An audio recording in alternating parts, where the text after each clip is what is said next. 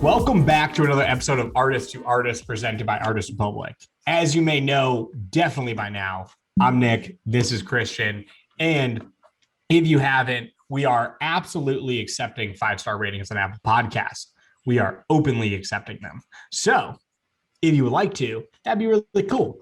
But if you don't, it's cool. You can hang around and we'll dive in. Christian, what is in the news today, my man?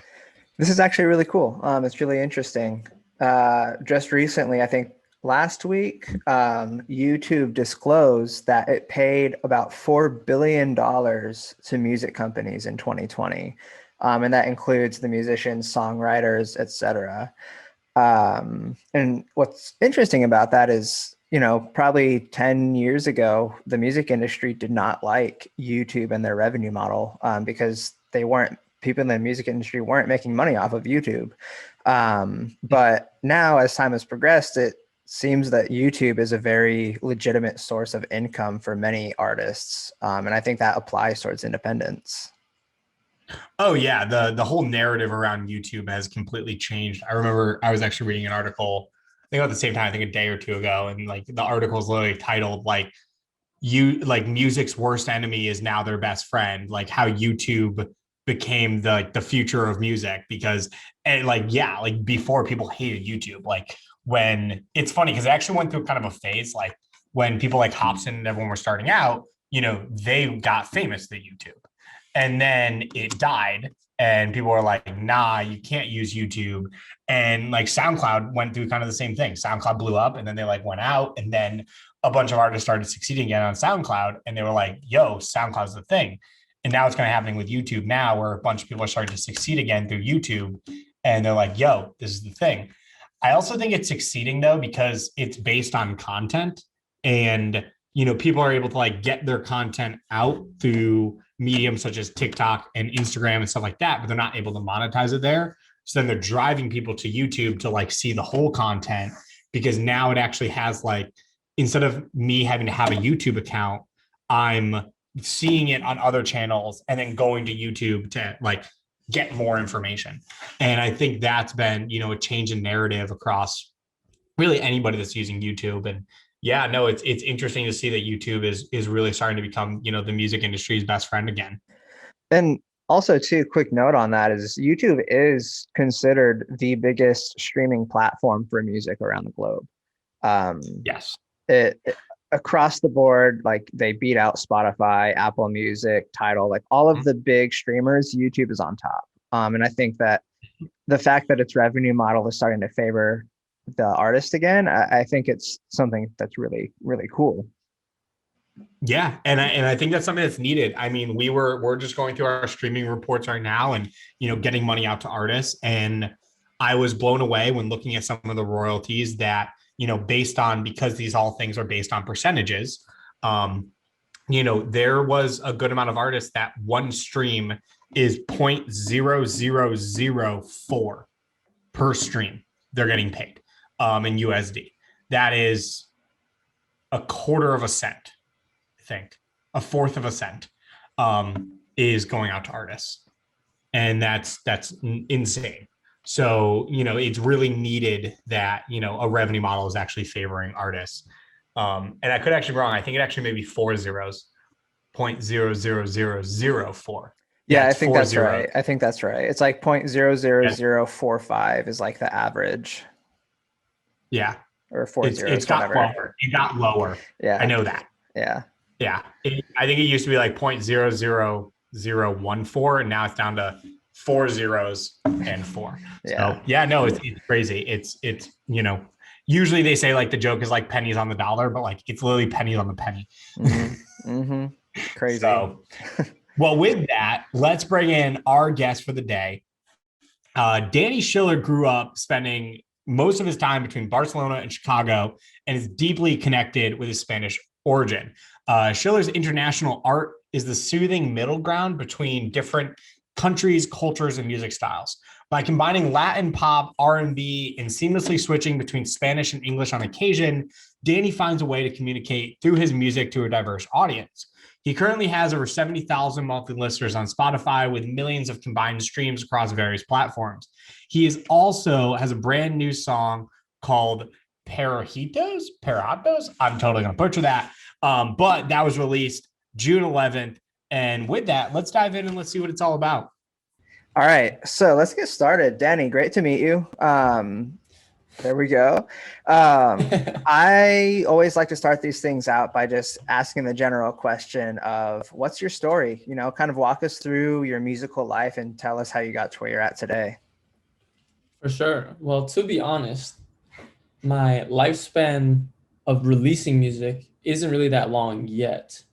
I basically started, see Nicole and I, Nicole's in the chat with us. Nicole and I studied together. We both went to school at Brown. I actually didn't start releasing music until my junior year at Brown, which is 2019, which is just a couple of years ago. So that's my lifespan of releasing music. But before then, I guess I'll start all the way at the start of everything. In that my mom's from Barcelona, my dad's from the States, and all sides of my family are very artistic, very musical. Particularly my Spanish side. Whenever we're all together, it's a lot of instrument playing, singing all together, listening to music, etc. So just from a family standpoint, music has always been around me at all times. And then as I started to get older, whether it's like in temple or in school, in choir, there's always music going on. And I maintain that the single most influential factor in me being surrounded by music and loving music so much is that I played soccer my entire life. I even played it in college. And my soccer field was pretty far from home growing up. So it would always be like an hour there and an hour back. And throughout that entire time, it was always the radio playing and I would just be singing along to it. So I still maintain that that's like the number one factor in why I love music and why it comes to me pretty naturally. It's because like, since I can remember, music was always, especially radio, was just always playing in the car. But anyways, then once I got to school, music wasn't even, I didn't study music. I didn't go there for the purpose of music. I went there to play soccer and to study international relations. And I did that. But I was like I said, I had done choir and I had done voice lessons, and music had been such a big part of my life, but it was never like the primary focus of my life. It was more so like an escape, something fun to do on the side. And then come like my junior year, when I got to college, I didn't want to do choir anymore. I didn't want to sing like other people's stuff. I wanted to take a stab at like making it myself. So I did some writing. And like I said, come my junior year is when I actually told myself, all right, I'm going to make something. And I didn't even know if I was going to release anything, but I was just like, I'm going to take this class that is basically an excuse for you to have artistic projects. And it doesn't do anything besides give you like, it's the same. It's not like the class is like teaching you things about how to make music or anything like that. It's more so it just like gives you due dates. And it's like, all right, you create your own everything. And all you have to do is, these are the checkpoints and you have to have something at that point. You know what I'm saying? So instead of just like doing it on your own, because I feel like that's the biggest thing with getting started in any artistic project or even like a podcast, for example, is just like holding yourself accountable to, or even like with a business, it's like holding yourself accountable to identify what you want to accomplish and actually go through with it. So that was the biggest thing for me in that class. And, that class was the biggest thing for me in like actually turning the music from like an idea of something I wanted to do into something that actually existed. But yeah, and then needless to say, I was surrounded by a few incredible artists who were I was fortunate enough to have them as like a couple of my best friends, particularly Baird and Will Van Zandt. And they're both producers. Baird also has an artist project. Will's more of just a producer, but they both influenced me incredibly and taught me so many things. And yeah, so I was just really fortunate to be around those people. So that was a lot of different pieces to answer that question, but somewhere in there is the answer. Yeah, that's really cool. And you know, I found it particularly interesting about kind of your experience with the international the international aspect of your life in general, right? Like you've split your time between Barcelona and you said Chicago, right? So, in terms of like your music, when you're out there marketing it, are you marketing it to a primarily American audience or international audience, or maybe a mix of both? That's actually an interesting middle ground that I have to kind of traverse at all times. And I think the best part about it is that it seems to be most effective when you're not trying to target anybody at all. You know what I'm saying? And for me, sometimes like with my writing, I never sit down and I'm like, okay, now I'm going to write a song in Spanish, or now I'm going to write a song in English. Sometimes whatever I'm trying to write or whatever the mood calls for, or like the chords that I'm starting with, whatever that calls for, it'll just come out in that way. And like you said, same thing with like marketing, or if I'm posting a video to like TikTok or any other social media page or anything like that. I feel like it comes through if I'm trying to be like, okay, now I only want to target this type of person. You know what I'm saying? Instead of doing that, if I'm just more naturally who I am, and sometimes I let some English slip out, and sometimes I let some Spanish slip out, more people will relate to that than if I were to be like, okay, now I'm trying to target this type of person, but yeah, I think that's great. And I think in addition to just targeting like either side, the coolest thing about my demographic of people who are thus far, like fans who've reached out, who listen to my music, who just follow to have a conversation or whatever, is that a lot of them are in a similar boat as I am, in that like they might have one parent from one place and one parent from another place, or their families from Latin America or Spain, or just a country where they speak another language and they're raised in the US. So they have that sort of duality in their upbringing. And I think that's something beautiful that's happening in music today, whether with Spanish, with other languages. Is like language doesn't really matter anymore. A lot of people, I mean, like you have Kali Uchis just had like the #1 song for weeks, Telepatia, that song that she had.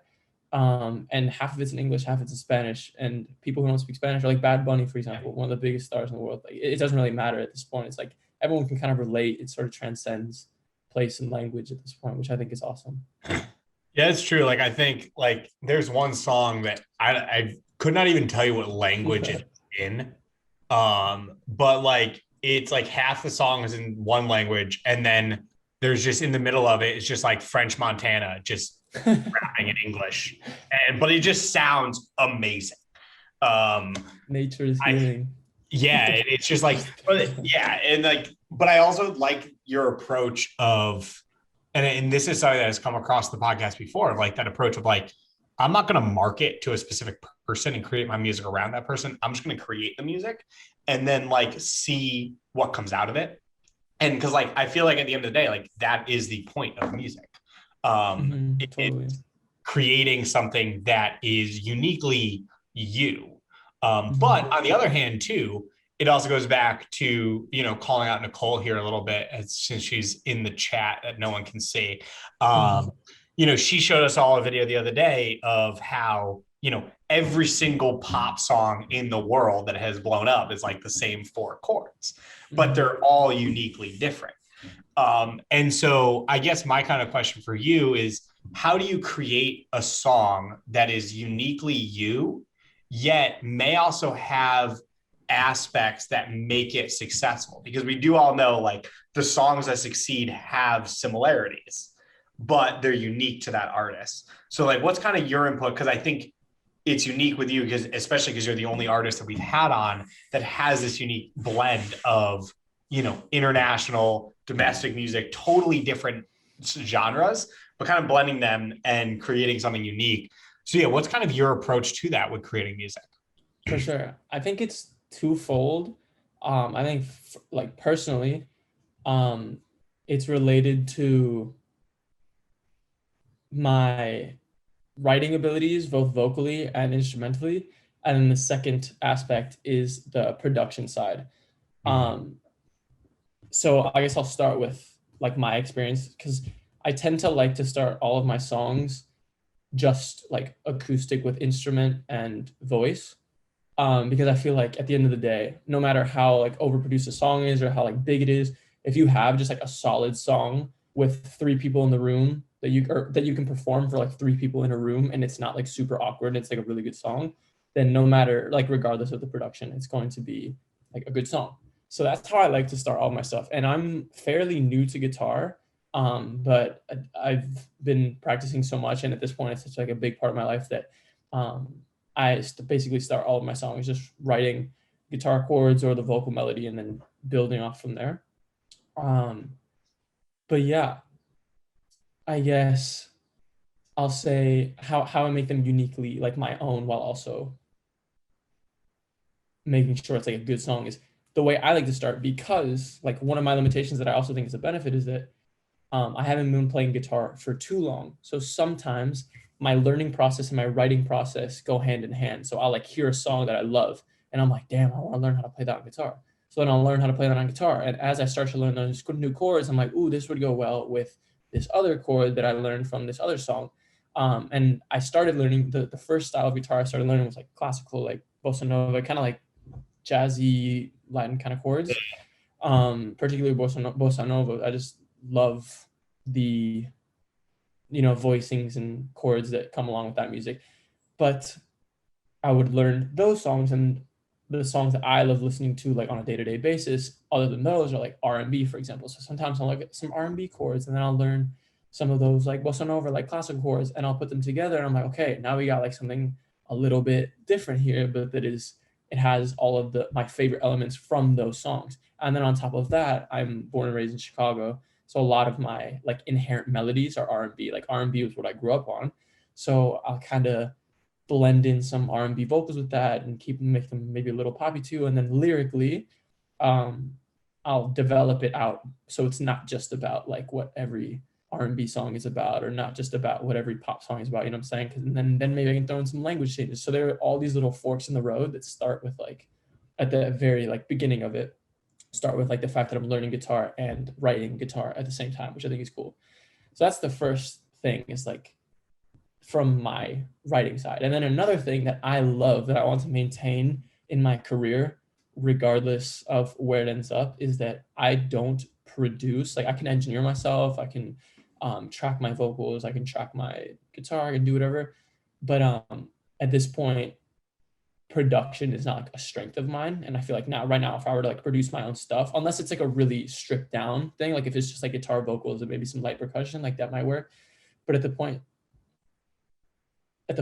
that I'm at right now, if I were to, my production is so like terrible compared to my like songwriting and like singing and all that stuff, that I don't really feel like there's a point right now in me producing for myself. At least, like, that's not to say I don't have to like, or I can't learn, because I can like be working on that. But I'm just saying, like, what I'm writing wouldn't be done justice by like what I produced. So that leads to me working with other people on the production side. And I talk to this, like whenever I'm having sessions with someone, or someone asks me like, oh, do you produce? I'm like, I don't, but I don't think that's a limitation. I know there are a lot of like artist producers out right now, and that's like a really big thing of all these independent artists who can do their own shit, and that's super cool. But for me, I love collaborating because of the fact that it's less lonely, and that's awesome. Like writing on your own is enough, in my opinion, like enough in the fields in your bag. But then when you can be with someone else, it's like, okay, now you're a part of this with a team, and it's a little bit more special than just doing it on your own. But then for me, in terms of like longevity of like career and stuff, and not trying to not have everything sound the same, I think it's really cool that regardless of what I write, it's going to sound like something I wrote because I wrote it, like at its very base. But then it can have like different fingerprints from different producers. So if you listen to like some of my like songs, like the song I just released, Pajaritos, and a song that I released a few weeks ago, or like a month and some change ago, called Avenida del Sol, they're similar but different. And if you knew that they were produced by two different people, then it would make sense. But at the end of the day, like I wrote it, so maybe the melodies have like some cohesion and stuff. But the fact that there are different people who played a part in producing it out, I think that that's what gives it that little something special that prevents like all my songs from sounding the same, you know?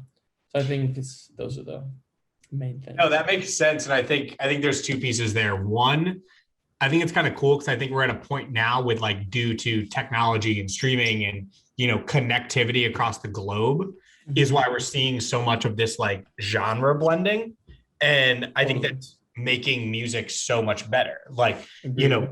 be 100 years ago, you didn't have someone producing Latin music who comes from a city of R&B. Like that just didn't happen because everyone in music was in a bubble. And now it's like nobody's in a bubble. Mm-hmm. You can be in, besides from maybe Australia, but that you want to know anything about that, you can go and listen to like 2 episodes ago. But everyone else, that was what we learned about Australia. But anybody else, it's really not in a bubble, and there's a lot of cross blending across, demographic genres, locational genres, just classic music genres, and et cetera. And I think that's what's really pushing music to a new level that people haven't seen before. But the other piece is exactly the other side that you said, which I respect so much, because I think people hang their hat too much on like, I need to do everything myself, and it actually holds them back. Like, artists need to realize, you could be good at it all. Like, don't get me wrong, you can be Russ. 90% of the time you're not. So the question is, to get the best out of your career, I think a lot of times we all as humans are, have to figure out what we're good at and what we're not, and surround ourselves with people that are good at the things that we're not good at. Mm-hmm. So we can balance each other and create something that is better than just one person. And, I definitely think you hit the nail on the head with the production side of things. And, I absolutely love that. With that, I didn't really have a question. So I'm going to pass it off to Christian. Yeah, and I agree with everything Nick said. I especially the collaborating with producers part. I've always been kind of a fan of the thought that, like, in order to make something great, it needs to involve people that have very specific skill sets, and that plays true for music as well. But my question is kind of, for the artists listening right now, who are interested in working with other producers, or maybe they're producers looking to work with like singer-songwriters. What is your collaboration process? How do you get from point A to point B to point C, on and on with these producers? For sure. I guess it differs with every relationship. I guess first of all, I like to make music or just collaborate in general with people who I like, you know what I'm saying? Like I wouldn't be working with someone if I didn't enjoy their presence, because even though we are working on creating something, like at the end of the day, it's still like you're interacting with another human being. So like, and not necessarily, it doesn't even really have to be friends, although I've been fortunate enough to be able to collaborate with a lot of like really good friends. So it's almost like, even though we're working on something, it's also like we're just hanging out. But I go as far to say, like, it's a labor of love, you know what I'm saying? It's not like we're just like editing paper, you know what I'm saying, or like entering numbers. Nothing wrong with that, but I'm saying it's just a little bit different. Like if you're making something with someone you dislike, it like it might come across as like not your most genuine work, you know what I'm saying? So yeah, it's a labor of love. So I'd say whoever you're collaborating with, make sure that there's a relationship there. And if you guys don't work well together, like it's not like an insult to anybody. It's just like, okay, we might just not have the same vibes or the same I don't know, energies going into this collaboration. But once you're on the same page with whoever it is, I personally don't have one particular way of starting out. For example, with my buddy Baird, whenever he's produced anything out for me, at least before I even started playing guitar, he would send me just loops, like little 15-second loops of him with a guitar chord idea. And then I would extend those out to maybe like a minute long. And then I would write to that. And then we would get like a verse or pre-chorus. And then I would send him back literally just me singing over the voice memo. And then he would be like, "Ooh, like I like this or I don't like that." And then he would send me back the loop. And then maybe based off of what I wrote, then he would be like, "Okay, I hear the chord progression going to this for the pre-chorus, if you just wrote the verse like that." And then it would turn into a whole song like that. And then once we link up, then we produce it out and record the vocals and everything like that. But yeah, like I said, whoever I'm working with, I kind of like to keep it organic at first and just have it like be vocals and guitar, or vocals and just instrumentation, as opposed to starting with like a beat or something like that. Because then, like, if you're creating it off the bat from nothing together, then it's like, okay, then we both know the direction we want to take it, instead of one person making a beat and being like, oh, I want to go here, and one person doing the vocals and being like, I want to go there. So that's what I like, is starting from like scratch with whoever I'm working with. I think and it turns out to be really cool. And then at the end of it all, you have the experience of being like, dang, we really just did this together from like nothing to something, which is really cool. And then, yeah, I guess other places I like to start, that's one way of doing it, is like, okay, maybe someone will send me a guitar loop and I'll sing to it. Or I'll already have the entire song written and I'll be like, link up with a producer, like doing the exact opposite of what I just said last time, and link up with someone and be like, here's what I have. But that doesn't mean it has to be that, you know what I'm saying? Like, I could have the whole song written and they're like, I like this part. And then I could completely rewrite everything that I have for the pre-chorus, or so I don't know why I just said pre-chorus. Could completely rewrite everything for whatever we don't appreciate. So again, it's like, it's collaborative. By no means am I like a territorial artist in that I write something or I create something and I think it needs to be like this, regardless of what the other person says. Because there are some people like that and it works for them and it's dope. Like, they really trust themselves like that, and they think, oh, I'm so sure of myself that I don't want to change this. But for me, like, if I'm collaborating with someone, it's both of our projects. So if someone's like, I think this would be better than that, like, I'll think on it, and usually they're right. And whatever they're saying is better than whatever I had, or vice versa. And we'll make the switch, and it's really not that deep. Because like, if you're working with people you like and everyone's talented in their realm of what they're working on and skillful and hardworking, then it's like, whatever you end up with can't be bad, you know? Totally. Yeah. And, you know, I think you make a good point, right? It's, you know, the creative process shouldn't have egos involved, right? You know, I've never thought that people with creative differences collaborating, Jesus, on a project, are bad. You know, like, if you think something is bad that your producer made, like, it's better to just be honest about it and then work together to make it better. Yeah. And I think there's a lot of young artists that don't realize that. So it's very important to note, in my opinion. Yeah. And like, even though I was saying that I'm very open to like differences, or to different opinions and things like that, and changing it, one thing I've also learned and gotten better at as I've spent more time in the world of like making music, you know what I'm saying? Or like having that as your career, is that there's no shame in stating your opinion. That should never be something that you hold back, whether it's about like creating something, but also like standing your ground professionally. You know, if you feel, and this is less with friends, because if they're your friend, they're probably not going to screw you over. But like, let's say it's somebody more on the industry side and they say something, or they're like, yeah, let's do this, let's do that. And then you should probably, if let's say it goes against what you believe in as an artist, then you should just say, maybe we don't do that, but we do this instead. You know what I'm saying?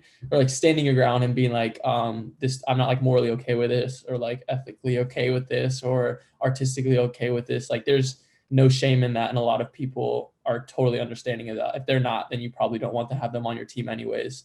If it's someone who is not willing to hear your side of anything, or bend their ways to whatever you would prefer, you know what I'm saying?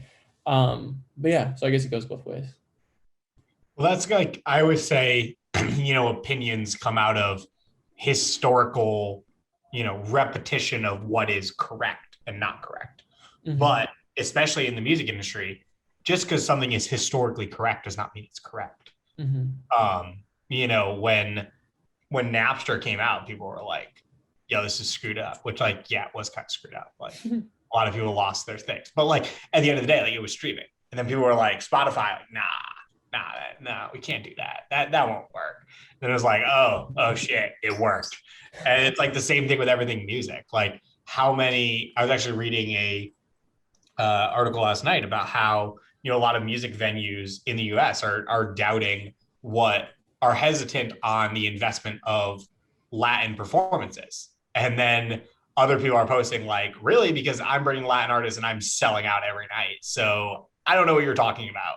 And it's because of the historical opinions of like what works and what doesn't work. Like Mm-hmm. how many venues are like, I only do bands.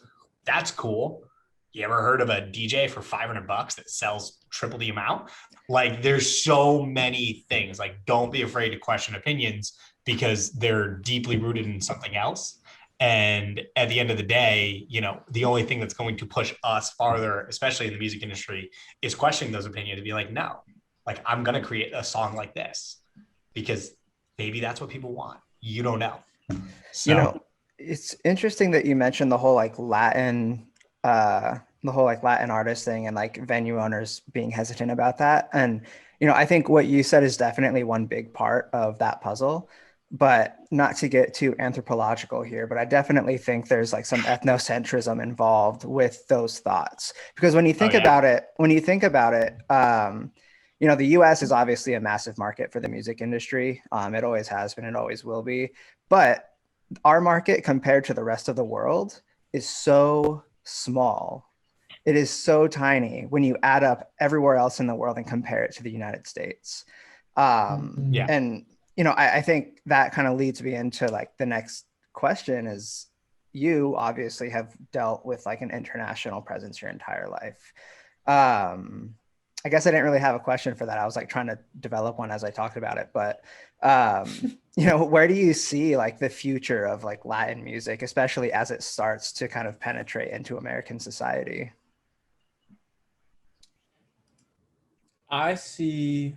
Well, just to address that, like you were saying, the Latin market in particular, just like Spanish speaking music in particular, is compared to the US, compared to everywhere else, it is, I'm pretty sure, like the biggest. Like obviously, like you have your Drakes, like your Justin Bieber's, your Billie Eilish's, like Ariana Grande's, those artists that are really big. But I'm pretty sure, at least last time I checked, like a Yeah. J Balvin, a Bad Bunny, a Maluma, like all these Karol G, Anuel, like all these artists, at least pre-COVID, were going crazy and they were streaming like like number like top 10 Spotify streamers if we're looking at those, like a lot of them were Spanish speaking. So that's like creators, but then also while there are listeners in Latin America and in Spain who are listening and in the rest of the world who are listening to music in Spanish, I wouldn't underestimate the amount of people in the US who are of Spanish speaking origin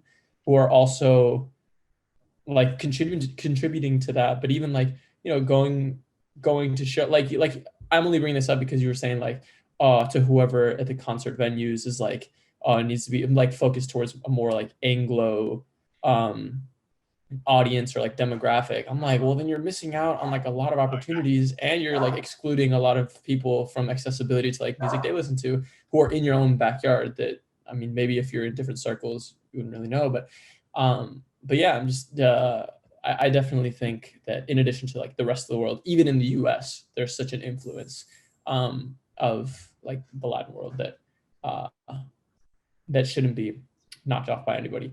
But anyways, the direction of Latin music, I think right now, up until this point, we've seen a lot of um like reggaeton, and then with like Bad Bunny sort of brought in like the trapeton. There was like kind of like Caribbean influences and like Latin American influences with more of like a trap sound that's more akin to like the US.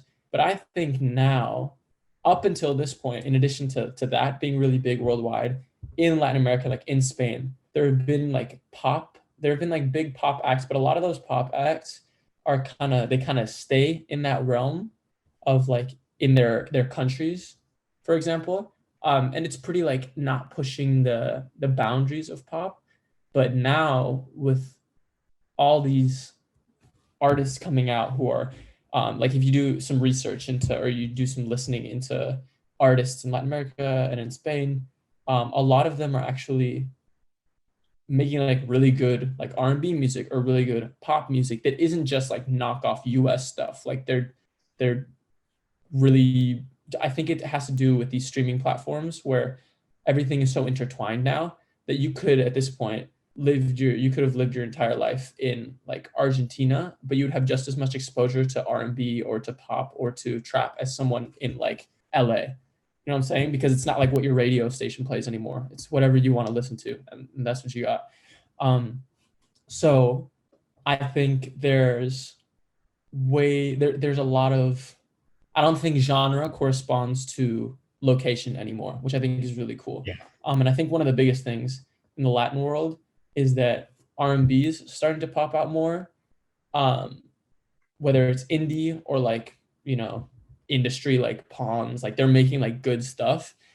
And then also with pop, there's this whole wave now of like, obviously like indie Latin artists, but like also like big Latin artists making pop that doesn't sound like it was made traditionally in like Latin America or in Spain. Like it sounds like it could be like an Ariana Grande, you know what I'm saying? Because I feel like before this point, there has been a bit of a discrepancy where you're like, oh, like this is pop, but I can tell that it wasn't made for like a worldwide audience. It was more so for like somebody in that country. But now, like for example, one of my favorite songs that's out right now is Todo de Ti by Rauw Alejandro. And if you heard it, the only thing that makes it Latin is the language, because the melodies and the production and everything sounds like super world, almost sounds like as if it were made in the US. Not like that they were aspiring to sound like they're in the US, but I'm saying like now the fact that you don't have to be an artist from the US to make something that traditionally was like sounded like it was made in the center of quote unquote like the center of music, which happens to be in the US. You know what I'm saying? Like it's kind of nice that all these hotspots are no longer like Western centric or like US centric for the sake of music, because it has been so US centric for so many years. But yeah, I just think there is way more exploration, and the main point I think is genre no longer really corresponds to location, which I think is really cool. Yeah, that's well, awesome. I think my kind of two like points off of that, which is like one, on Spotify, Drake is the number 8 top stream artist in the world, and J Balvin is 10. Mm-hmm. Like, there's your stats. Exactly. And then and I think the other thing is like people also need to like, I think it's just a lot of the businesses are here, but like Justin Bieber's from Canada, Drake's from Canada. Most of the artists in the top 10 are not from the United States. Yeah. They just happen to maybe get paid from the United States, but like most of them are not. And I might add, especially for Latin artists, like the top 10 right now, you said to those guys, you have to realize a lot of the like biggest Latin artists make a lot of their revenue from like they wait for summer releases because of how big club culture is in like Latin America and the rest of the world. Is like a J Balvin or like these like a Bad Bunny or like a something that will be remixed and then played in a club. Like they'll specifically wait to time out releases so that it's prime like clubbing time. So that's why you'll see, because of COVID, a lot of these artists like J Balvin, Maluma, Bad Bunny, etc., Rosalia, they haven't released anything in like a year, or like anything serious besides like maybe a single or two or like a little project. Like they haven't, I'm assuming they're all hoarding their stuff so crazy right now, and they're about to start releasing like nonstop because they can't also clubbing and then also like tours and stuff. They haven't been able to tour. So it's like, why release anything if you're that big and you're not going to make any return off of it through a tour? But yeah, so it's just crazy that even after all this time of releasing something, they're still the top streamers. It's pretty cool. Yeah. Yeah, it's insane. Danny, it's been amazing talking to you. We are starting to run out on time. We got a few minutes left. No worries. Before I get to my last question, just real quick, tell us about Pajarito. Okay, so Pajaritos is this song that I just released on June 11th, which is today. That's funny. I was like, yesterday. No, it was last night, but today. And it's kind of, I guess stylistically, it's an R&B meets like Latin pop, kind of like indie sound to it. But it's this song, I guess lyrically, it's the entire song's a metaphor. And when I'm talking about pajaritos, which translates to like little birds or like birdies, I'm talking about the image that I have is of like a written note that I give to like a messenger dove or bird or something like that. And they go and they give it to whoever you send the message to. So the whole concept of the song is related to the fact that sometimes when we all get lonely, you know, and it's the wee hours of the night and you're like, dang, I feel really by myself. I feel down or something like that, especially after a breakup, or if you're in the middle of something like complicated or something like that, sometimes you end up sending messages to people you have no business sending messages to. Not like anything bad, even if it's just like a hi or a hey, like how are you? You know, like sometimes you're like, you should, somebody, if you told that to your best friend, they'd be like, dude, why are you sending that? But sometimes you're just like, you just gotta send it anyways. You know what I'm saying? Just because it feels good. But the whole point is, that whole thing of like, writing a message and the image of like me, like a handwritten note or something. One of the lyrics is pluma en la tinta para escribirte unas palabras, which is like put my ink or my quill in the ink to write you like some words, something like that, and then give them to the birdie, and then hopefully the birdie will land next to you. The whole point is that like that's not really for the other person. You know what I'm saying? It's not like for the purpose of getting them back or anything, but it's just like if it makes me feel better, then I guess I'll take that sacrifice of kind of, doing the wrong thing, but which happens to be the right thing for me. I love that. Yeah, I love that a lot. That's really cool. All right. Last question before Nick closes it out. This can be real quick, but what is one piece of advice that you would give to someone that might be listening to this podcast?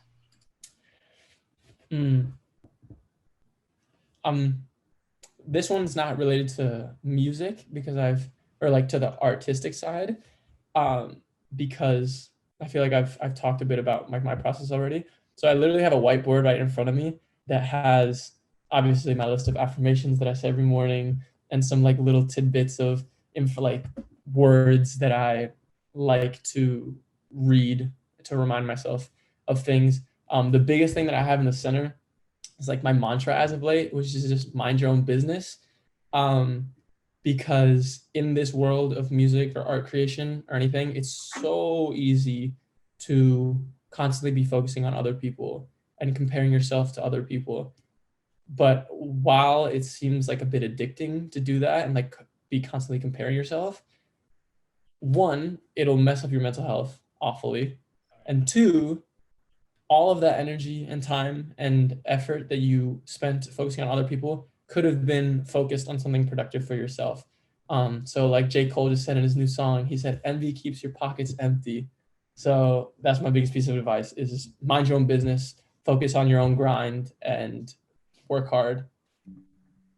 Awesome. I love that. Yeah, I love that. Well, with that, remember people, envy keeps your pockets empty. Period. We can't thank you enough, Dave, for hopping on the show. This was definitely awesome.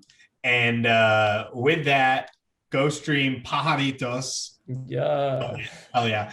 And make sure to give us a 5-star rating on Apple Podcasts. It'd be kind of cool. It'd be really cool if you did. If you didn't, it's okay. We'll still like you, but we'd like you more if you give us a 5-star rating. And we will see you all next week.